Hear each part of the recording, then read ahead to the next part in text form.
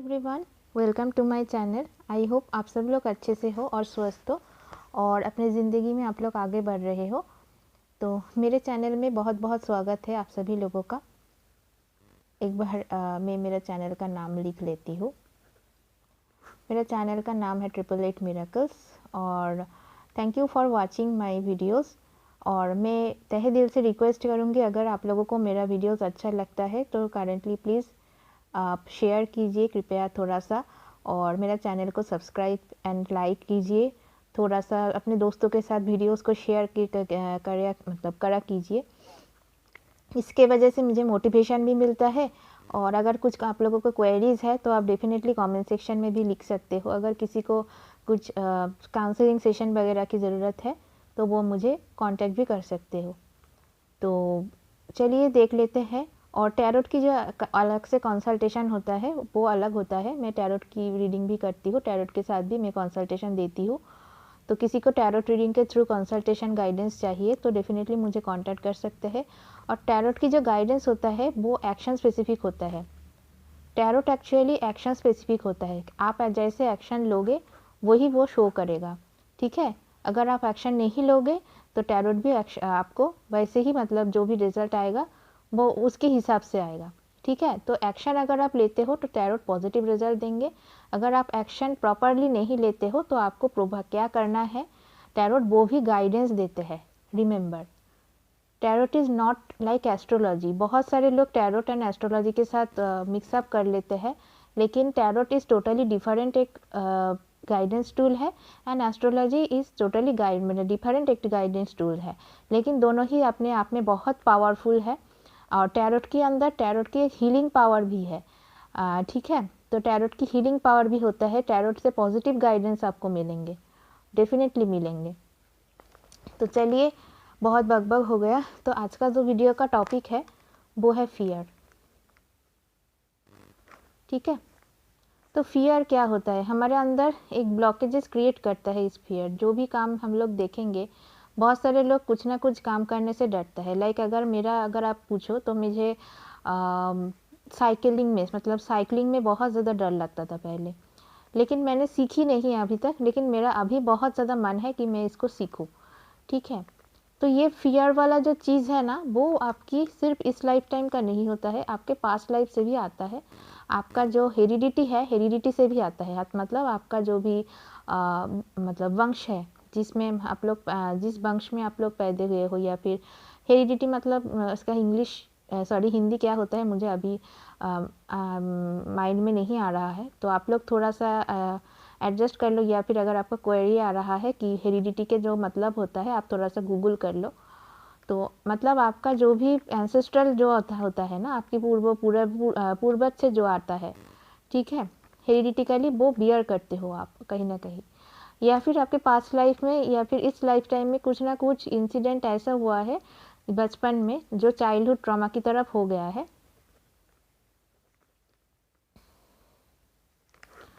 ठीक है। वो जब आप बड़े हुए हो, मतलब ये कॉन्स्टेंटली क्या हुआ कि वो क्लियर नहीं हुआ। आपका जो सबकॉन्शियस माइंड है ना, वो उसमें बैठ गया है।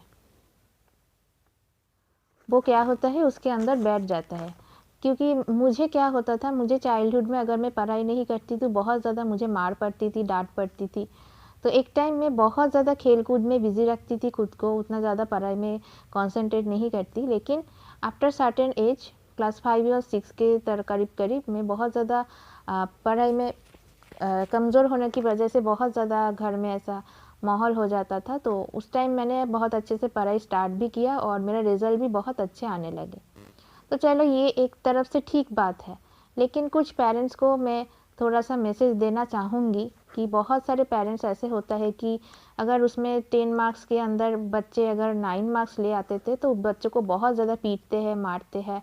या फिर कोई 9.5 उसको आया है 10 में तो उसको भी बहुत ज़्यादा मारते हैं, पीटते हैं, क्योंकि उसको क्यों 0.5 मार्क्स कम मिले हैं, ठीक है। तो मेरे हाथ जोड़कर एक विनती है, रिक्वेस्ट है आप लोगों की तरफ से ऐसे पेरेंट्स के लिए कि प्लीज़ काइंडली अपनों बच्चों को ऊपर प्रेशर डालना बंद कीजिए। वो जैसे ही है वैसे ही उसको बड़ा होने दीजिए। जब उसका जो भी मैच्योरिटी पीरियड आएंगे, क्लास 8-9 के करीब आ जाते हैं सारे बच्चों की अभी अभी, तो उसका पढ़ाई वो अच्छा खुद ही समझ जाएगा, क्योंकि जो पढ़ाई का जो इम्पोर्टेंस है वो सबको अभी समझ में आ जाता है। ऐसा नहीं है कि आपको फोर्सफुली उसको करवाना है कुछ, ठीक है। तो उसको उसके तरफ आप बढ़ने दीजिए, ठीक है। हाँ, अगर डिसिप्लिन में नहीं रहता है, कुछ उल्टा सीधा काम करते हैं, बहुत अनशंट काम करते हैं, तो आप उसको डांटिए, उसमें आप उसको मतलब जो भी है आप डांटिए, या फिर मतलब ये जो भी उसको शासन करना जिसको कहते हैं, तो आप वो प्रॉपरली कीजिए, लेकिन बहुत ज़्यादा फोर्सफुली कुछ मत कीजिएगा। तो वो क्या होता है, उसके सबकॉन्शियस में एक डर बनकर बैठ जाते हैं। तो बड़ा होके क्या होता है, वो छोटी छोटी काम में ना जाने से डरता है, ठीक है। छोटी छोटी काम, लाइक किसी को दुकान जाना है, दुकान में जाने से भी वो डरने लगता है, क्योंकि पहले वो किया हुआ है, मतलब उसको पहले वो नहीं गया है उसको, ठीक है। मतलब ऐसे काम में उसको नहीं दिया गया है छोटा से बचपन से, वो मतलब खुलेआम बड़े मतलब अपने घर के अंदर ही बड़ा हुआ है, बाहर नहीं गया है उतना ज़्यादा, दोस्तों के साथ भी नहीं मिले हैं, ठीक है।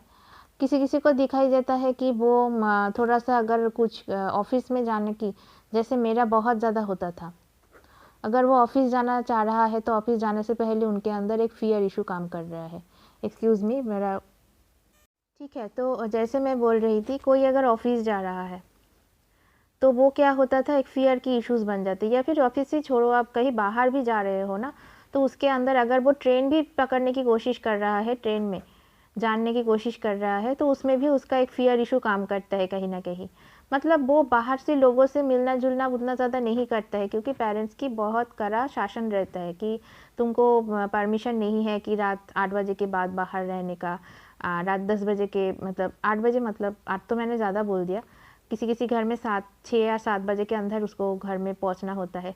देखिए, एक तरफ रूल्स रेगुलेशंस बच्चों के लिए अच्छा है, वो नहीं मैं मना कर रही हूँ कि वो अगर आप नहीं करोगे या फिर कुछ मतलब कुछ रेस्ट्रिक्शन रूल्स हमें हमेशा बच्चों के लिए बना रहना चाहिए। लेकिन ऑलरेडी अगर आप लोगों की बच्चा बहुत अच्छे है, वो सब कुछ सुनते हैं, उसका कोई एडिक्शन नहीं है, कुछ गलत चीज़ में वो खुद को इन्वॉल्व नहीं करते हैं, फिर क्यों आप उसको अपने पढ़ाई में भी इतना ज़्यादा फोर्स क्यों करते हो, ठीक है ना। तो उसको बच्चे जैसे है उसको उस तरफ से बढ़ने दीजिए, नहीं तो ये जो फियर है ना, वो फियर होकर इसके ब्लॉकेज बन जाएगा। तो वो क्या करेंगे, छोटे छोटे चीज़ों में खुद को डालने से डरेंगे, ठीक है। लाइक किसी भी अगर एनुअल पार्टी, मतलब कुछ भी फंक्शन हो रहा है, तो फंक्शन में उसको पार्टिसिपेट करवाइए। लाइक सारा सारा दिन सिर्फ पढ़ाई में उसको बिजी मत रहिए, ठीक है। स्टडी के आसपास उसके साथ उसको एक्स्ट्रा करिकुलर एक्टिविटीज़ में डाल दीजिए,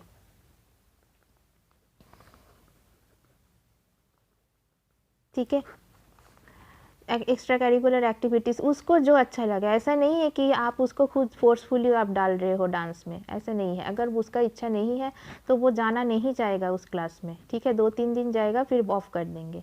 अगर ऐसा होता है, उसको आप पूछो, उसके साथ काउंसलिंग करो, उसके साथ बैठो। आप ही का बच्चा है तो आपसे ही वो अच्छे से बात कर सकेगा, ठीक है।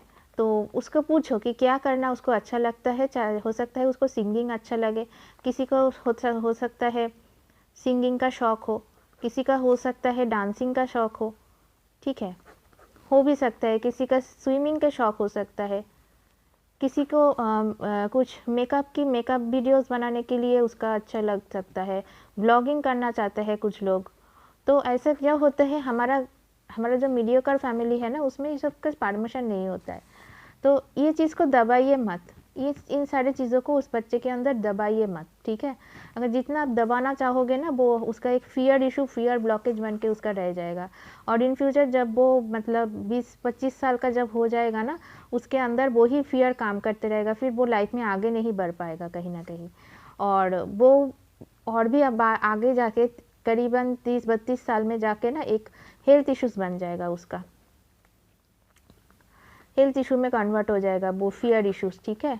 वो फियर, दबा हुआ सप्रेस्ड इमोशन,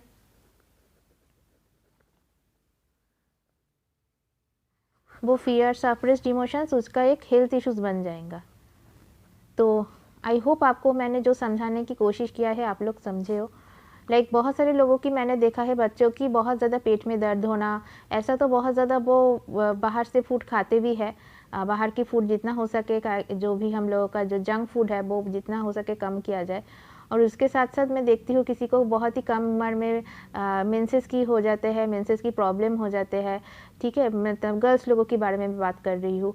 किसी को बहुत कम एज में मैंने देखा है कि उनका जो भी हार्मोनल इम्बैलेंसेस बहुत ज़्यादा, किसी लड़का का बहुत पहले ही उसका जो एज होने से पहले ही उसका बियर्ड निकल आया है, ठीक है। तो ये सारे चीज़ उनके अंदर एक होता है, मतलब एक क्या होता है ना, जो हार्मोन की इम्बैलेंस ऐसे वैसे होता है। तो आप जितना उसको दबाओगे तो वो डर जाएगा और उसके अंदर एक फियर की ब्लॉकेजेस क्रिएट हो जाएगा, ठीक है। किसी किसी लड़की को मैं देखती हूँ कि पीसीओडी के इश्यूज़ हो जाता है बहुत ही कम उम्र में, लाइक क्लास 8-9 में उसका पॉलीसिस्टिक ओवरी की सिंड्रोम हो जाते हैं। तो जितना ज़्यादा फियर इशू होंगे, जितना ज़्यादा वो दबा के रखेगा इमोशंस, तो बहुत कम एजों में मैंने देखा है कि उनका कमर में दर्द होना बच्चों का, या फिर आँखों में पेन होना, ठीक है, कुछ सर दर्द होना, बॉडी के भी अलग अलग पार्ट्स में पेन होना, ठीक है, तो गलत काम में शामिल हो जाना। तो ये से बहुत सारी चीज़ होता है जो पेरेंट्स के साथ अगर वो खुल के नहीं बात कर सकेगा तो वो गलत चीज़ों में इन्वॉल्व हो जाएंगे, ठीक है। तो आप अपने भी तरफ से कोशिश कीजिए उनके साथ मिलजुल के रहने की, और उसका जो प्रॉब्लम है ताकि आप वो भी समझने की कोशिश कीजिए। और ठीक है, तो अगर कुछ काउंसलिंग सेशन की अगर आप लोगों की ज़रूरत है तो मुझे कांटेक्ट कर सकते हो। मेरा जो व्हाट्सएप नंबर है मैं इधर पे लिख दे रही हूँ, 8017309724, ये मेरा नंबर है। व्हाट्सएप आप कर सकते हो, कॉल मत कीजिएगा, डायरेक्टली आप व्हाट्सएप कीजिए तो मैं आपको काउंसलिंग सेशन दे दूँगी। अगर आपके खुद की भी कुछ प्रॉब्लम है लाइफ में, अगर आप फीमेल हो मेल हो कोई भी जेंडर्स की हो, कुछ भी प्रॉब्लम अगर आपका फील हो रहा है तो आप मुझे काउंसलिंग सेशन के लिए कॉन्टैक्ट कर सकते हो, और टैरोट रीडिंग सेशन के लिए आप मुझे वो भी लिए कंसल्ट कर सकते हो। तो ये दोनों ही सर्विस मैं प्रोवाइड करती हूँ। हीलिंग के लिए भी आप मुझे कॉन्टैक्ट कर सकते हो, ठीक है। Thank you for watching me. I hope आपको सारी चीज़ समझ में आया है, और मिलते हैं अगले वीडियो में।